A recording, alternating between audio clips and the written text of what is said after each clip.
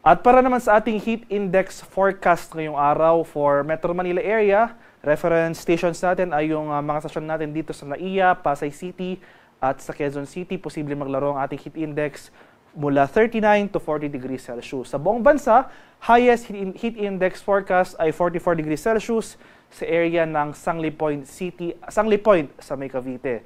So makikita natin dito sa ating heat index forecast map, ilang areas pa rin ng Luzon, as well as Visayas at itong Northern Mindanao. Posible tayong makaranas ng mataas na heat index values ngayong araw. So, paalala na lamang sa ating mga kababayan sa mga areas na ito, lalong-lalo na sa ating mga senior citizen o yung may mga existing medical conditions na kung maaari, iwasan natin yung outdoor activities sa oras sa alas 10 ng umaga hanggang sa alas 3 ng hapon dahil ito yung time period na kung saan na itatala natin itong matataas na temperatura.